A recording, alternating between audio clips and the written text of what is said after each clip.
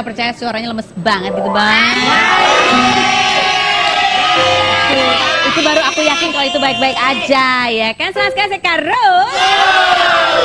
Hari ini akan menemani Anda untuk Rumpi.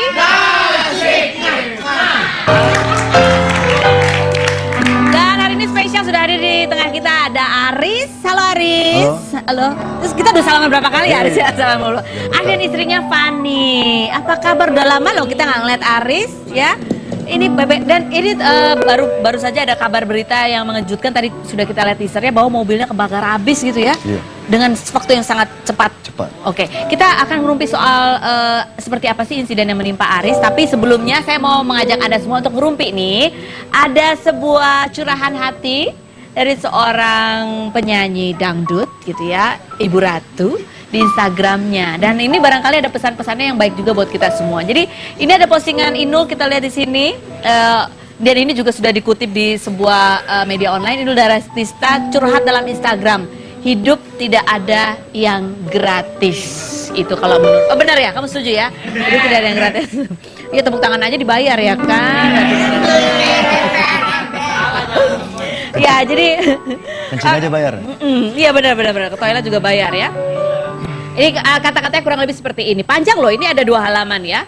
Jadi memiliki harapan dan cita-cita setinggi langit itu wajib, apalagi sebagai orang yang tidak mampu seperti aku.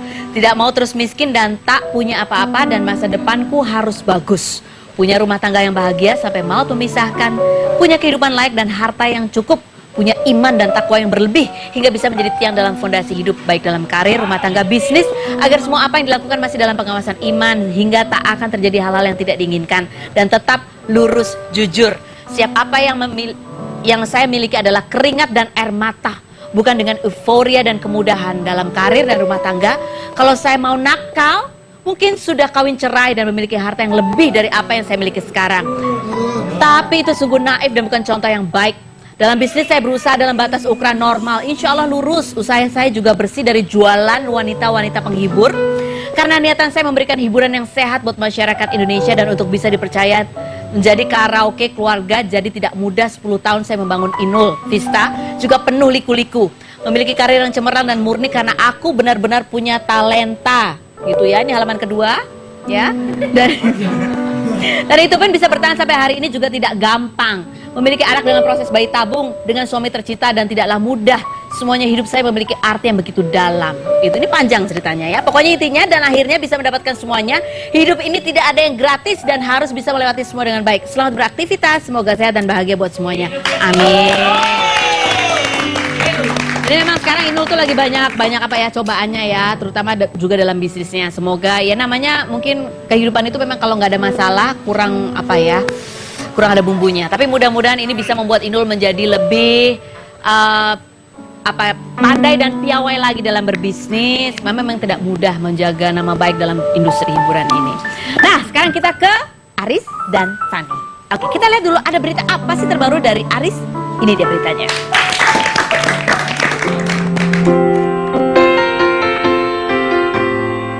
Kelahiran Jakarta 25 Januari 1985, Januarisman Runtuwene, nama Aris mulai dikenal sebagai juara pencarian idola. Sebelum mengikuti ajang tersebut, Aris berprofesi sebagai pengamen di stasiun kereta Jabodetabek. Aris meluncurkan album perdananya yang berjudul Ajari Aku pada tahun 2014, namun keadaan memaksa Aris untuk kembali menekuni profesi lamanya sebagai pengamen jalanan untuk menafkahi istri dan anaknya. Setelah 6 bulan di jalanan, akhirnya pada tahun 2015, Aris memutuskan untuk menjadi vokalis baru Nirwana Band. Pada awalnya, Fanny, istri Aris, tidak merestuinya mengikuti ajang pencarian idola karena khawatir suami akan melupakan keluarga karena dimabuk ketenaran. Setelah nama Aris menjadi terkenal, ketakutan sang istri seolah menjadi nyata. Rumah tangga Aris sempat renggang dan Fanny menggugat cerai pada tanggal 26 November 2008. Dibutuhkan waktu 3 tahun bagi Aris untuk kembali rujuk bersama istrinya. Pada tanggal 10 November lalu, sebuah kejadian nahas menimpa.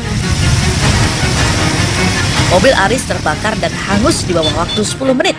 Aris dan istri tidak luka parah meskipun sempat terkunci di dalam mobil saat kap mobil mulai terbakar. Pintu sempat nggak bisa dibuka, aku panik, terus aku akal-akalin kebuka. Ya udah akhirnya pas udah kebuka pintunya aku langsung lari. Panik, kaget, shock. Ngerti kok, Mak. Ngeliat api udah gede banget. Aris menyatakan ia akan langsung mendatangi showroom tempat ia membeli mobil itu untuk menyelidiki penyebab kebakaran tersebut. Lantas apa yang sebenarnya terjadi pada mobil Aris? Saksikan kisah selengkapnya hanya di Rumpi No Secret. Oke, ini Fani kalau ngeliat itu masih dengan derai air mata ya. Fani masih kebayang kah Fani? Seperti apa kejadiannya? Serem banget ya. Apa yang waktu itu yang pertama terlihat kamu tahu bahwa itu sedang terbakar itu apa Fani? Karena itu kejadiannya singkat banget, Mbak. Aku habis beli kue karena malamnya aku mau ngadain pengajian di rumah baru. Habis beli kue, aku mau jemput nenek. Karena posisinya nenek lagi sakit, pengen ikut. Ya udah, karena posisi beli kue deket rumah nenek, aku jemput. Pas dari puter balik, tinggal 500 meter dari rumah nenek, posisinya aku yang bawa. Oh, kamu yang bawa. Oke. Terus kata supir angkot bilang gini, nunjuk mobil aku. Aku nggak ngeh kalau itu udah keluar api ya kan. Pas aku lagi di posisi setir, aku melihat ke depan gitu, tiba-tiba itu udah asap, terus api. Posisi aku panik banget, shock banget. Karena sebelum kejadian mobil aku kebakar, anak aku masuk rumah sakit, tangannya patah. Itu sih yang buat aku shock. Musibah yang terus bertubi-tubi. Dan sempet juga kekunci dalam mobil 1 sampai 2 menit. Gak bisa dibuka itu? Gak bisa dibuka. Akhirnya aku posisi tukeran sama suami aku. Suami aku yang ngakalin. Akhirnya sentral locknya kebuka. Aku langsung lari kabur. Nggak mikirin yang ada di dalam itu apa aja, aku nggak mikirin. Yang penting keselamatan aku sama suami aku yang udah bener-bener aku syukurin banget. Astagfirullah, ini serem banget ya. Terus kamu dari luar pun kamu melihat apa yang terjadi dari kendaraan itu. Apa yang kamu lihat seperti apa? Fani? Nggak bisa ngebayangin. Aku cuma bisa ngeliat mobil aku kebakar. Habis. Tapi enggak, Udah. bukan masalah mobilnya ya Mbak. Cuma aku shock, aku kaget di depan aku itu api. Aku nggak tahu lagi kalau tiba-tiba aku nggak bisa terselamatkan, terkunci dalam mobil, aku nggak tahu. Pasti ini sangat traumatis sekali ya Fani. Trauma banget. Kamu langsung kebayang anak-anak di rumah dong pastinya. Aku langsung kebayang razia.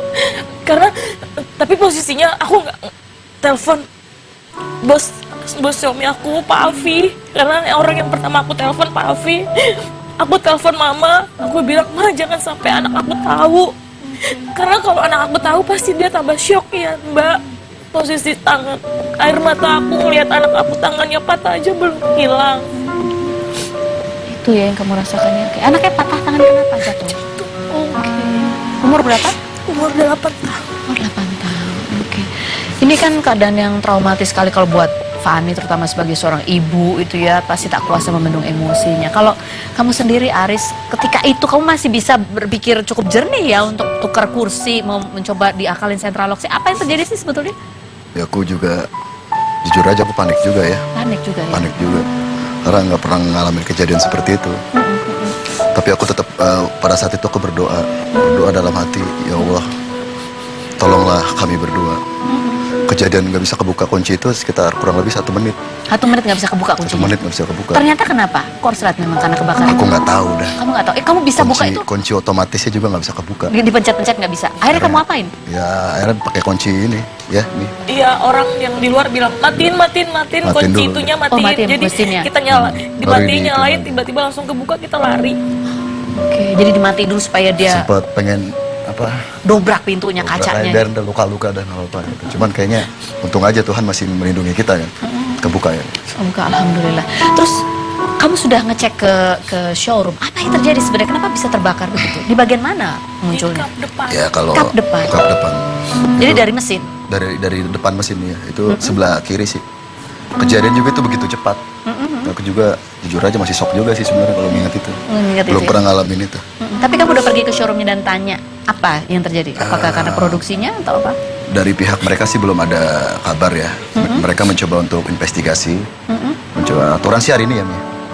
hari ini? Mudah-mudahan ya mencoba investigasi, mudah-mudahan nanti kalau ada kabar dari mereka tadi segera dikabarin gitu kan. Jadi aku juga nggak bisa mengambil kesimpulan. Iya, belum Iya, belum tahu apa yang terjadi apa yang gitu. terjadi. Tapi keadaan ini mobil baru berapa tahun? Baru, sekitar tahun 2012. 2012. Jadi kamu kendarai dari 2012 atau dari tahun ini? Dari mana? Aku itu mobil pembuatan tahun 2012.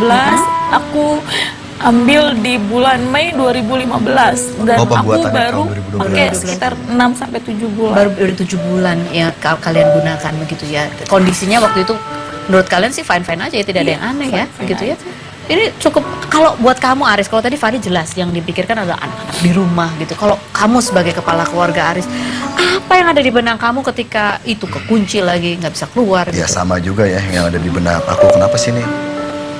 Kita cobaan nggak berhenti gitu kan. Apa aja sih cobaan? Tadi ada anak jatuh, tangannya patah.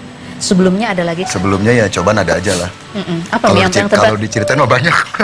banyak? Cuma Apa? kita jalanin aja. Oke, apa? Kalau boleh sharing, Aris, sharing sedikit Ya, kepada kita. pertama Apa sih? sih soal ini ya, soal anak juga baru patah tangannya. Udah gitu mobil kebakar. Kita sebelum mobil kebakar aku mau ngadain pengajian. Mau Untuk ngadain apa pengajian? Kebetulan Pak Api bos aku memberikan rumah, bukan memberikan rumah sih, maksudnya ini rumahnya dia. Ditempatin. Disuruh tempatin dulu di sana. Itu rezeki dong sebetulnya ya. Ya alhamdulillah, mudah-mudahan bisa milik aku juga. Amin. Buat sementara tempatin aja dulu. Ya udah kamu tempatin. Aku mau ngundang saudara-saudaraku, mau jemput nenek aku. Begitu aku mau jemput nenek aku, Kebakar posisi itu. dari lokasinya nggak terlalu jauh ya Mia. 500 Nggak terlalu jauh. Begitu aku mau putar balik, udah itu Bakar. kejadian begitu cepat. Langsung keluar api. Aku juga panik, sempat mau hancurin aja tuh kaca. Ya udahlah. Tapi alhamdulillah Alhamdulillah nggak. Tuhan masih memberikan. Meledak nggak sih itu ada ledakannya karena kan api Nggak, terkena? meledak sih enggak. Itu Nggak dia. ya? Aku sempat minta tolong sama orang-orang di sekitar. Untuk dipadamkan. Orang-orang juga nggak mau nolongin. Aku juga mungkin Ya. berpikir mereka juga takut, Iya, ya. Takutnya begitu mau nolongin mengira malah meledak. Karena gitu. pasti ada bensinnya juga di dalam gitu ya. Ada bensinnya juga. Itu berapa menit sampai akhirnya api bisa dipadamkan? Sekitar 10 menit lah. 10 menit. 9-10 menit. apinya Itu dipadamkan. pemadam kebakaran datang, itu mobil udah ludes, udah habis semuanya. Oke. Terus ada alat-alat kerja aku juga di Apa situ. aja yang ikut terbakar? Iya, data-data kantor, data-data Kamu kerja apa sih sekarang, Aris? sambilan aja sih. Apa tuh? Aku tetap di musik tetap jalan. Sambilan apa Mi? Aku kan ada usaha AJF ya? kecil-kecilan. Jadi ada di penjualan alat terapi. Dan itu kebetulan baru aku masukin dari yang rumah itu, aku baru beli lagi. Terus semuanya ada di dalam mobil yang untuk dipamerin hari Senin itu. iPhone. Hari Senin itu. Jadi iPhone aku barang-barang juga. barang-barang Barang-barang dagangan. semua, dagangan. Itu total. Data-data kantor, Kue untuk Itu pengajian. barang-barangnya ada sekitar 18 piece. 18 piece itu satu barangnya sekitar 1,7 lah. Ya lumayan lah. Kalau buat aku sih lumayan. Iyalah, buat saya juga lumayan itu. Jadi total kerugiannya sekitar 170 jutaan lah. Udah termasuk mobilnya. Udah termasuk mobil 170 juta. Apa yang kamu rasakan? Lemes banget pasti, Aris. Ya pastilah. Satu keselamatan, oke. Setelah alhamdulillah selamat, pasti lihat materi yang hilang itu juga. Ya tapi yang terjadi udahlah terjadi ya kan. Mungkin mobil barang bisa kita beli lagi. Yang penting istri aku dan aku bisa selamat gitu. Oke. Nah, tadi Aris mengatakan bahwa ya hidup ini kan pasti ada aja lah gitu ya masalahnya. Sama seperti ceritanya Mbak Inul tadi. Kita akan dengarkan sharing kisah dari seorang Aris dan Fani. Seperti apa sih kehidupannya pasca menjadi seorang idola. Kita akan kembali lagi tetap di Rumpi.